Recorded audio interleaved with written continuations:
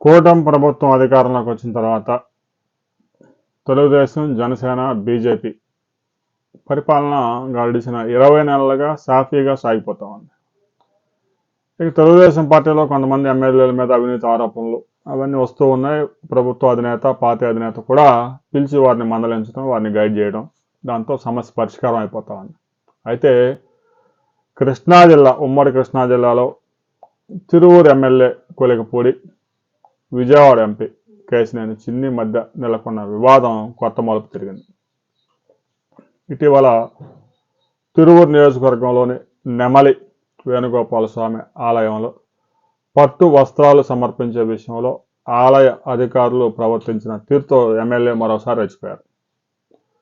ఆయన విజయవాడ ఎంపీ కేశినేని చిన్నికి ఇచ్చిన పట్టు వస్త్రాలను కూడా గుంజుకొని నెత్తి మీద పెట్టుకున్నాడు. దేవాలయంలో సహజంగా ఒకరికే పట్టు వస్త్రాలు ఇవ్వడం అనేది సాంప్రదాయం. దాంతో ఎంపీ, ఎమ్మెల్యే ఉండడంతో ఎంపీ ప్రోటోకాల్ ఎక్కువ కాబట్టి ఎంపీకి ఇచ్చారు. ఇప్పటికే ఉన్న వివాదం, కేశినేని చిన్నికి, కోలకపొడికి ఉన్న వివాదం మరింత తారాస్థాయికి చేరింది. ఇక పార్టీ కూడా ఇప్పటికే 3 సార్లు పిలిచి అతనికి చెప్పినా కూడా పార్టీ లైన్లో లేడు. ఎందుకంటే వేరే తాడేపల్లి ప్యాలెస్ యొక్క ట్రాప్లో పడిపోయాడు.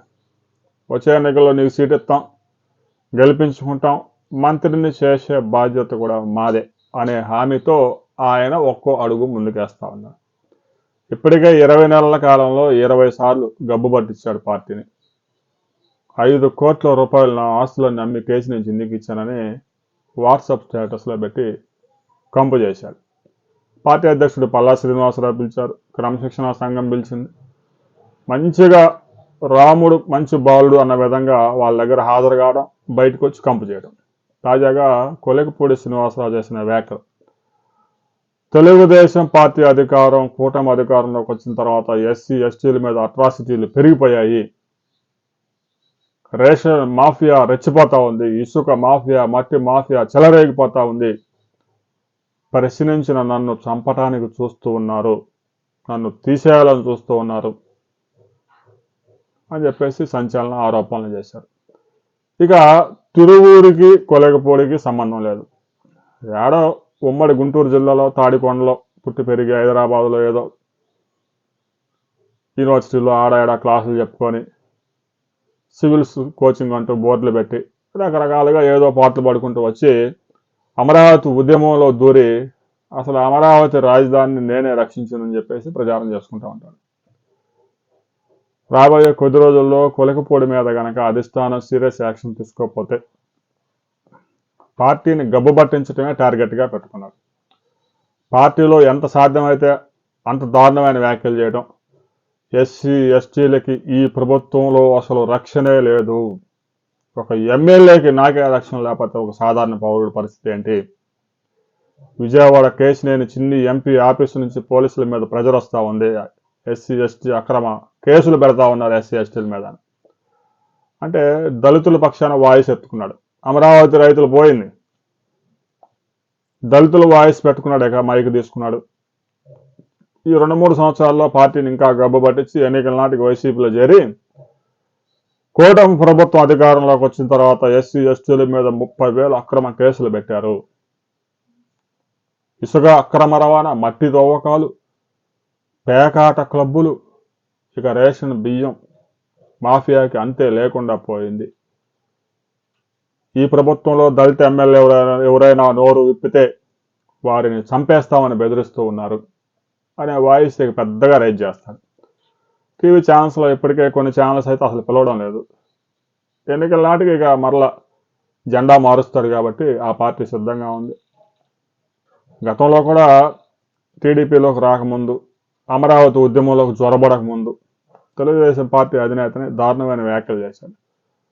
ఆ తర్వాత వైసీపీ వాళ్ళు టికెట్ ఇస్తారని ఆశించారు. వైసీపీ వాళ్ళు తాడికొండ ఖాళీ లేదు, తిరువూరు ఖాళీ లేదు, నీకు ఎక్కడ ఖాళీ లేదు, నేను నమ్మడానికి వీల్లేదని చెప్పేసి వాళ్ళు దూరంగా పెట్టడంతో టీడీపీ తీర్థం పుచ్చుకొని తర్వాత అమరావతి రాజధానిలో దూరి అమరావతి రాజధాని పరిరక్షణ అంటూ నా ఆస్తులన్నీ అమరావతి కోసం త్యాగం చేశాను, ఈ ఆస్తులు హైదరాబాద్లో బ్యాంకు లోన్లో ఉన్న డబుల్ బెడ్రూమ్ ఫ్లాట్ తప్ప ఏమీ లేదు నీకు ఆస్తి, అసలు ఆస్తులన్నీ త్యాగం చేసి అసలు వ్యాపారాన్ని మూసివేసి ఉన్న ఉద్యోగాన్ని మానేసి ఆస్తులన్నీ అమ్ముకొని అమరావతి రాజధాని కోసం త్యాగం చేసిన వ్యక్తి ఎవరైనా ఒక్కడైనా ఉన్నాడా చూపించండి, నేను తప్ప అంటూ టీవీ ఛానల్లో అరుస్తూ ఉంటాడు. అతని ఆస్తి ఏంటంటే అతని వాయిస్. ఎవరి మీద ఎలా దాడి చేయాలి అనేది బాగా కనుక్కున్నాడు. ఆ గ్రూప్ ఉన్న వాళ్ళకి వీళ్ళకి కొన్ని పాఠాలు చెప్పి ఆ పాఠాల్లో టెక్నిక్లన్నీ ఇక్కడ ప్రదర్శిస్తూ ఉంటాడు. రాబోయే ఎన్నికల నాటికి వైసీపీ వాళ్ళకి ఇప్పటికే సరెండర్లోకి వెళ్ళిపోయాడు కాబట్టి తెలుగుదేశం పార్టీని గబ్బు పట్టించడంలో రాష్ట్రంలో కొలగపూడి శ్రీనివాసు ప్రథమ స్థానంలో నిలిచాడు. పార్టీ అధిష్టానం కూడా ఇక మేము పిలిచేది లేదు, అయిపోయిందని చెప్పేసి పల్లా శ్రీనివాసరావు చెప్పేశాడు. అంటే ఇంకా ఆయన ఇష్టం వచ్చినట్టు రెచ్చిపోతూనే ఉంటాడు. మరి ఇలాగనే ఈ 3 సంవత్సరాలు ఎలాగనే గబ్బు పట్టించి చివరికి ఎన్నికల ముందు వైసీపీలో చేరతాడు.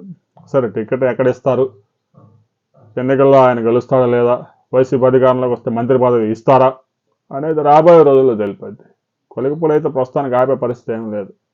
పార్టీ అధిష్టానం కూడా వదిలేసింది, ఆల్రెడీ అన్నీ అయిపోయినాయి. ఇక రాబోయే రోజుల్లో మరిన్ని ఆయన మైక్కి మరింత పదును పెట్టే అవకాశం ఉంది. మరిన్ని విమర్శలు కూడా చేస్తాడు. తాడేపల్లి ప్యాలెస్ నుంచి ఏ స్క్రిప్ట్ అయితే వస్తుందో దానికి మరింత మసాలా వేసి దట్టించి దాన్ని మీడియాలోకి తీసుకెళ్లి తెలుగుదేశం పార్టీని గబ్బు పట్టించడమే ప్రధాన లక్ష్యంగా కొలిగపూడి ముందుకు సాగుతూ ఉన్నాడు అనడంలో ఎలాంటి అతిశయోక్తి లేదు. దీనికి సంబంధించి ప్రతి ఒక్కరు మీ అభిప్రాయాన్ని కూడా కామెంట్ చేయండి.